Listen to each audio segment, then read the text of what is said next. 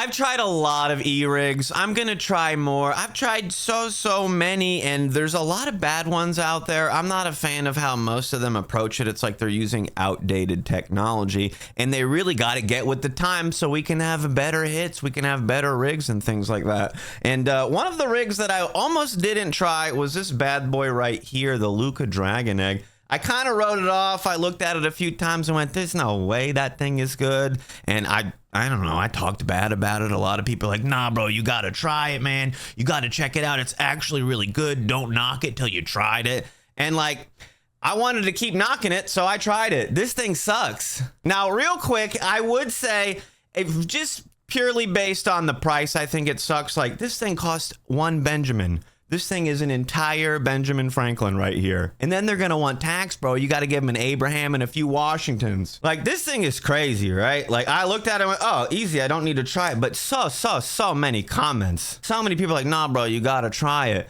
I recently did a tier list on e-rigs, and this is one of the ones that a lot of people wish they saw on the list. I actually saw a comment on that video. Somebody said, oh, bro, I'm excited. I saw that you put the G-Pen Connect in D tier, and I've been using it for years, and I think it's great. So if there's a lot of stuff that's better than that, I'm excited to try. Some kind of comment like that, where they were excited that I rated theirs bad, because that means there's a lot of good stuff out there. A lot of people got defensive over it, like they designed the e-rig themselves or something. Hey, nah, bro, don't talk bad about this is good. You just don't know how to use it, right? And this is one, well, I hadn't tried it yet. I had tried other things from the brand. I was talking a little bit bad about it, but it's not great. There's not a good design here. This thing is plastic. This is plastic. I thought the bottom was glass. It's actually plastic.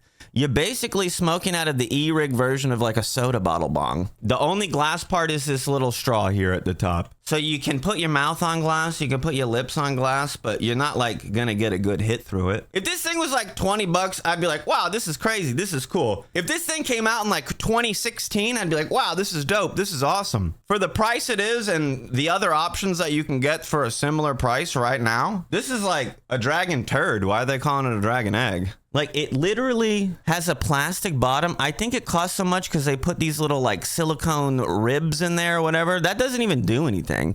It's got a hole in the bottom. The water just comes straight out. Apparently, it's got atomizer options. You can get 4 different atomizers because they can't figure out how to make a good one or something. I don't know. Like, it's not an upgraded version of the atomizer. They're not like, ah, new and improved. They're like, here's another one. Try that. Well, you don't like that one? Try this one. This one's a little bit different. But they're all like glowy coils with a little ceramic on it. Like, this thing hits so hot. It tastes like hot ceramic on any of the 3 settings, the low, the medium, or the high. Even if you kind of play with the button and pulse the heat and you don't hold it down, I think I was holding it for a couple seconds at a time, just trying to keep the hit going. It's like you can't get an enjoyable hit on one of these things. A good device, something like the Puffco or the Core, your first dab on it is good. Your 10th dab on it is just as good. Your 100th dab on it is just as good. Devices like these with the terrible ceramic coils on them, it's like, oh, no, bro, you got to get used to it. You got to warm it up. You got to do a few dabs on it before it's good. And then maybe it's good for a little while, and then it just gets worse and worse and worse. Because you can't wipe your dab out, right? There's a little bit of area in here that I could wipe the chamber out, but the part that actually dabs the concentrate, you don't wipe that out. That's just like a little ceramic sponge that holds the wax, and it slowly melts down until it hits like the glowing red hot coil, and then you get like the scalding hot vapor. So I'm literally like surprised that it's plastic. It does charge USB-C. I think that's one of like the positives here. You can get the quick charging on it, so you can get to your terrible dabs sooner.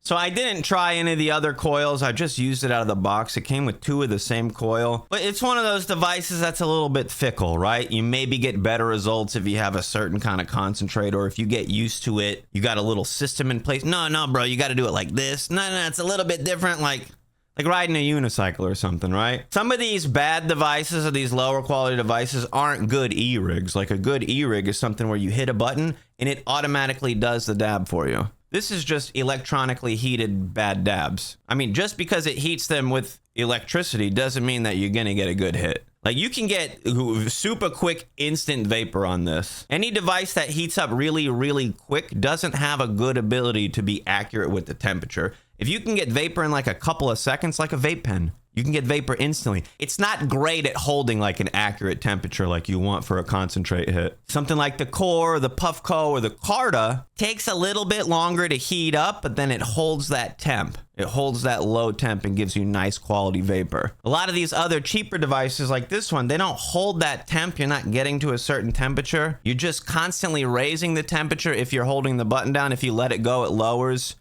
And you can play this game where you hold it and you let go and you try to find that magical temperature that hits your dab right, but you're never actually gonna hit it. You're just gonna go up and down and up and down. Usually it's way over and then it's no vapor. But like a good e-rig, what they should be looking to do when they make an e-rig is I just push the button, it does the whole dab for me. I don't need to use a special kind of concentrate. I don't got to get used to this weird little system or this little game I got to play. I just hit a button and take a dab. Either way, if you're in the market, I think there's a few other things that are in this price range that are a lot better. And I recommend checking out my e-rig tier list if you want to see a lot of other options and hear me talk about different e-rigs. Have a lit day, my dudes.